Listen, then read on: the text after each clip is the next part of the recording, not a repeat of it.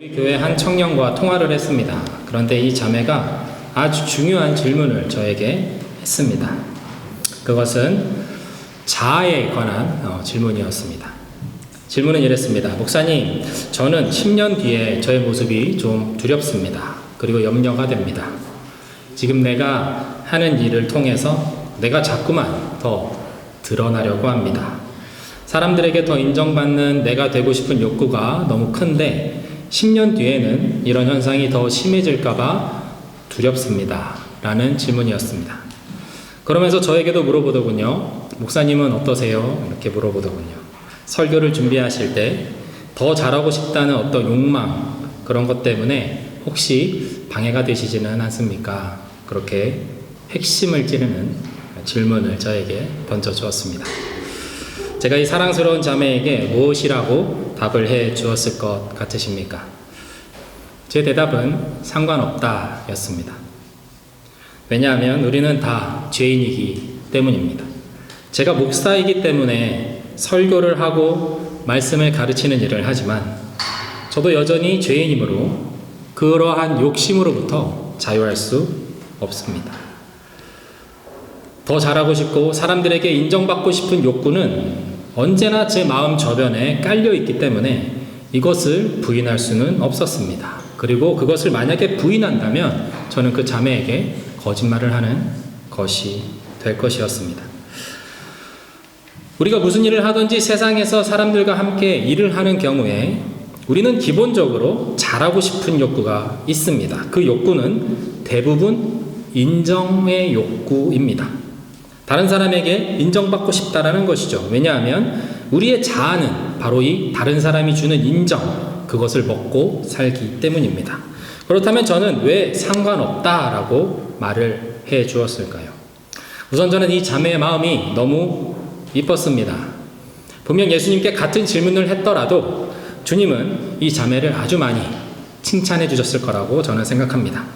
이미 이 자매는 자신의 자아와의 싸움을 시작하고 있었습니다. 주님을 의식하며 살아가는 삶을 그 나름대로 진지하게 시작했고 걸어가고 있다라는 것이었습니다.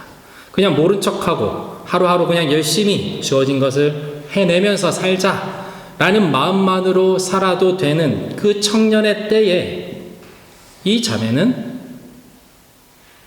자신과의 싸움, 자아와의 싸움을 시작한 것이죠. 사랑이 많으신 주님은 분명히 기다려 주실 수 있는 분이십니다. 그래서 이 싸움을, 이 자아와의 싸움을 청년의 때에 바로 시작하지 못하더라도 주님은 기다려 주시는 사랑의 주님이십니다. 그런데 벌써 그러한 삶, 나의 자아를 십자가에 못 박는 그 삶의 여정을 자발적으로 시작했다라는 것이죠. 이 자매의 삶이 얼마나 아름답고 이 자매의 신앙이 얼마나 귀한지 모릅니다. 그래서 저는 그렇게 말했습니다. 상관없다. 우리가 하는 이 씨름에서 때때로 우리는 이기기도 하고 지기도 합니다. 이 자아와의 싸움은 늘 이길 수만은 없는 싸움입니다. 우리가 하는 이 씨름에서 우리는 늘 승리만을 외칠 수 없다라는 것이죠. 그것이 우리의 현실입니다. 하나님께만 영광이 되길 원하는 마음으로 한 가지 일을 해냈다라고 칩시다. 하지만 그 해냈다라는 것, 그리고 그 다음에 이어지는 다음 일, 만약에 같은 일을 다음 주에 또 할 때, 그때도 하나님의 영광만을 위해서 내가 그것을 완벽하게 해낼 수 있을까? 그거는 정말 쉽지 않은 일이라는 것입니다. 우리는 그 한 가지 일만 하면서 또 살지는 않습니다. 한 영역에서 주님께 영광이 되는 어떤 일을 해냈다라고 치더라도 우리 삶의 많은 부분에서 작은 부분에서 우리는 실패할 수 있습니다. 그것은 여전히 또 실패라고 할 수 있습니다. 주님은 이런 우리의 갈등, 우리의 연약함을 다 아시는 분이십니다. 이런 우리를 다 아시고 주님은 우리로 하여금 당신의 승리, 그 십자가의 최후의 승리를 우리에게 거머쥐게 하셨습니다. 그래서 저는 이렇게 말해준 것입니다. 상관없다. 걱정하지 않아도 된다.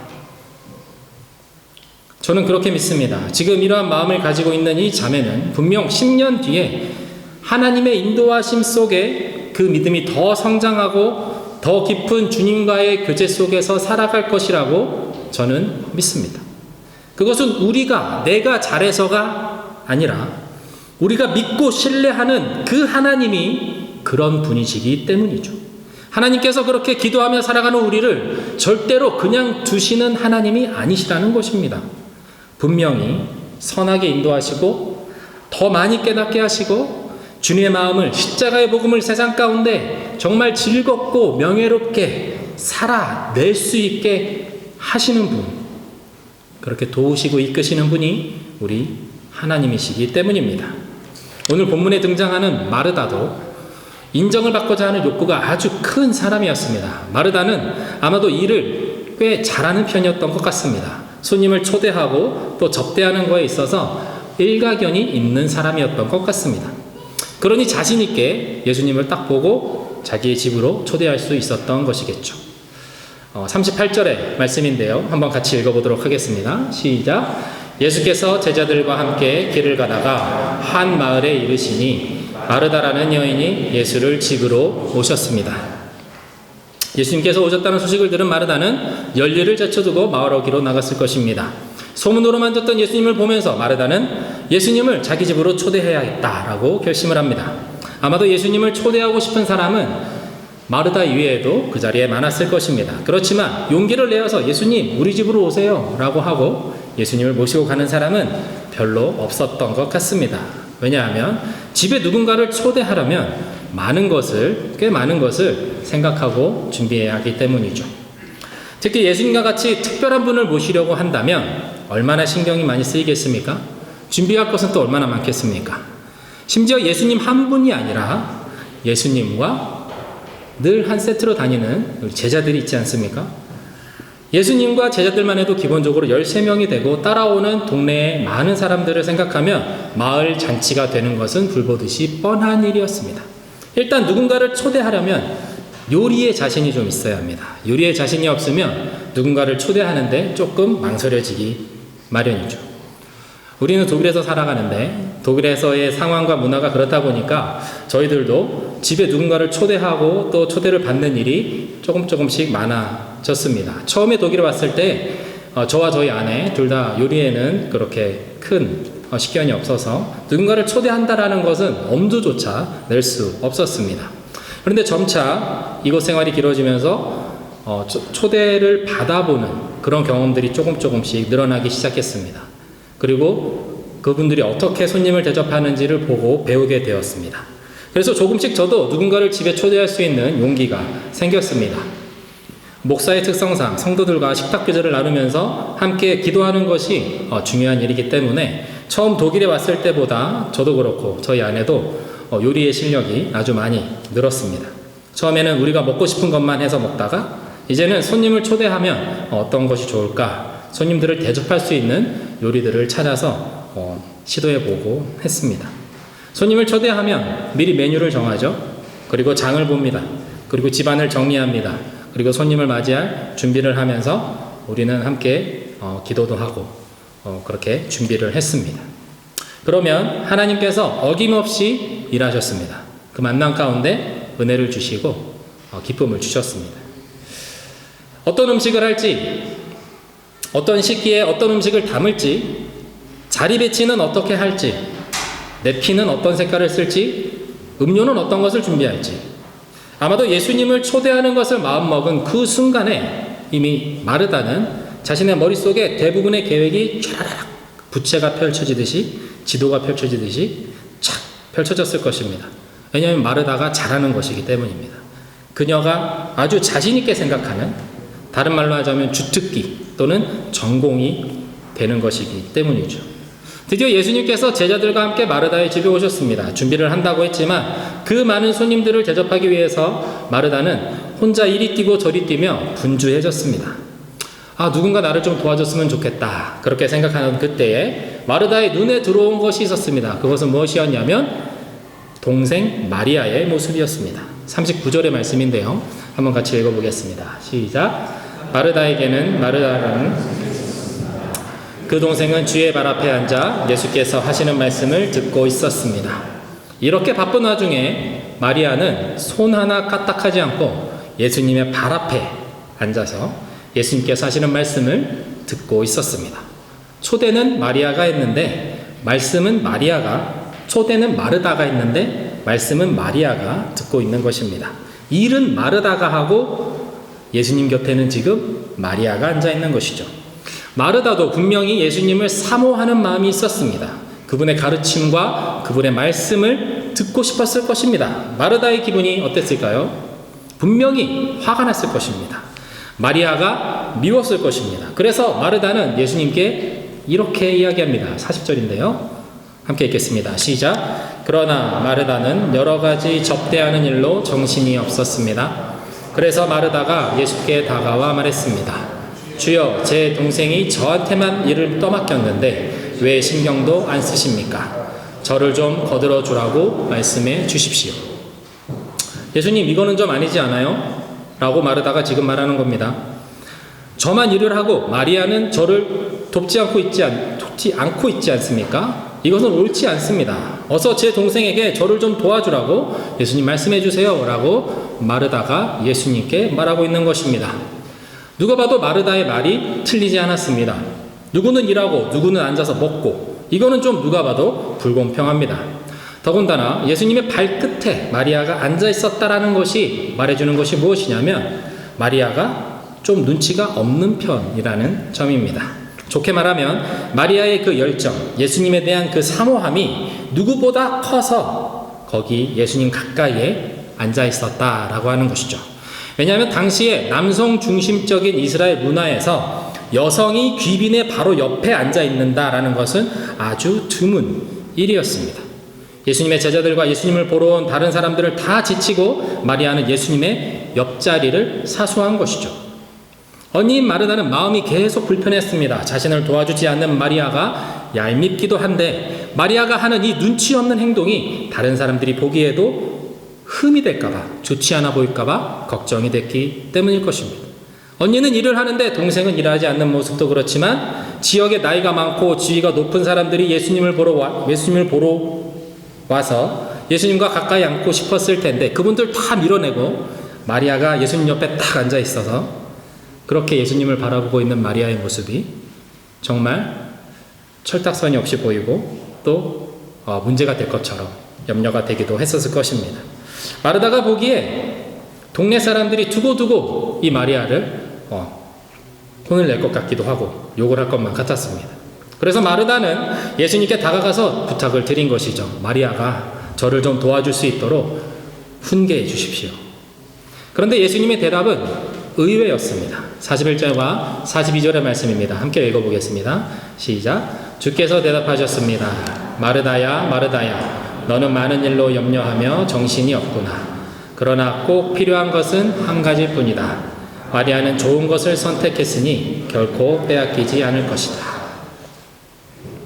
예수님께서 불평하는 마르다를 달래시면서 하시는 말씀이 너무 많이 하지 말고 한 가지만 하라라고 하십니다.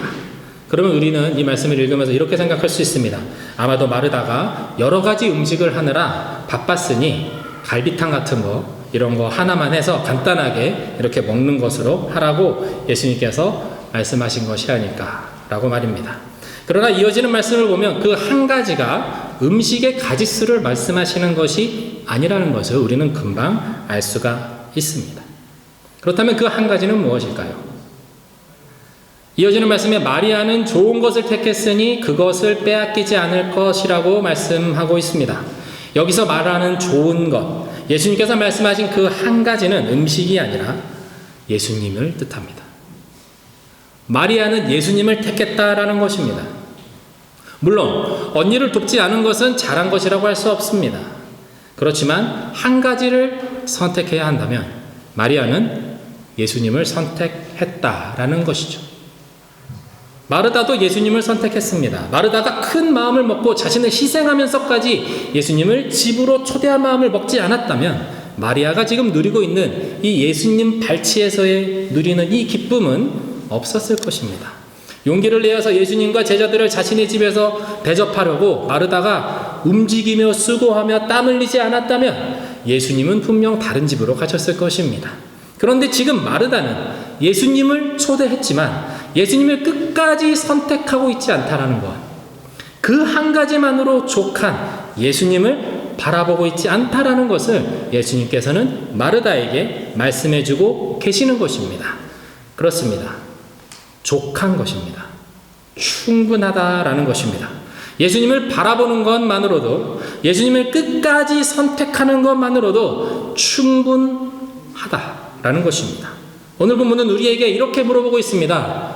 예수님만으로 충분하십니까? 다윗은 시편 27편에서 이렇게 주님을 찬양합니다. 시편 27편 4절인데요. 내가 여호와께 바라는 한 가지 일, 그것을 구하리니 곧 내가 내 평생에 여호와의 집에 살면서 여호와의 아름다움을 바라보며 그의 성전에서 사모하는 그것이다. 다윗은 일평생 여호와의 집에 살기를 원했습니다.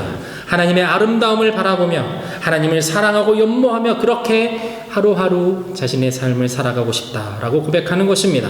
주님만을 사모하며 주님만을 바라며 살고 싶다라는 것입니다. 그가 왕이었음에도 불구하고 세상의 부귀영화보다 하나님의 아름다움을 바라보는 것이 더 자신을 충만하게 하는 일이라는 것을 그가 고백하고 있는 것입니다.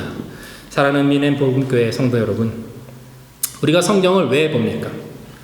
성경에서 주는 교훈을 배우기 위해서입니까?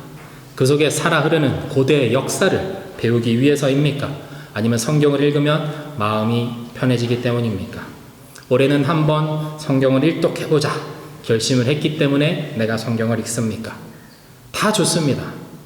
다 좋습니다. 하지만 이러한 것이 목적이 되어버리면 우리의 성경 읽기는 예수님께서 마르다에게 말씀하신 그 한 가지를 놓치고 있게 됩니다. 성경을 읽는 것, 그것은 나의 만족을 위한 것이 되어서는 안 됩니다. 성경을 읽는 그것은 하나님의 아름다움을 바라보고 하나님을 사모하는 그 행위여야 합니다. 우리가 매 순간 하나님을 기억하고 하나님을 느낄 수 있다면, 하나님께 집중하며 살아갈 수 있다면, 조금 심하게 말해서 저는 우리는 성경을 굳이 읽지 않아도 된다라고 말씀드리고 싶습니다. 조금 파격적이지만 이 말씀을 드리는 이유는 죄인된 우리가 말씀을 읽지 않고 주님과 동행하는 것은 어차피 불가능하기 때문입니다.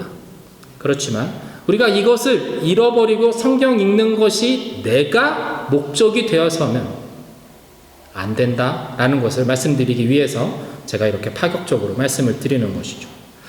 그럼에도 불구하고 누군가 정말 저에게 와서 목사님, 저는 그래서 성경을 읽지 않아요. 매 순간 하나님을 기억하기 때문에, 하나님을 느끼기 때문에 저는 성경이 필요 없어요 라고 말한다면 그분은 분명히 주님의 긍휼이 더 많이 필요한 사람이라고 할 수 있습니다. 여러분, 불가능합니다. 죄인인 우리가 주님의 아름다움을 24시간 나 혼자 스스로의 생각으로 그걸 해낸다라는 것은 불가능합니다. 그래서 우리는 하나님의 말씀이 성경을 읽는 것입니다. 하나님의 아름다움을 바라보기 위해서입니다. 주님께 더 집중하는 삶을 살아내기 위해서 우리는 말씀을 보는 것이죠. 기도는 왜 합니까? 내가 만족을 누리기 위해서, 내가 마음이 편해지기 위해서 기도하는 것이 아닙니다. 해야 한다고 목사님이 계속해서 기도하라고 하니까 하는 것이 기도가 되어서는 안 됩니다. 기도는 해치우는 것이 아닙니다.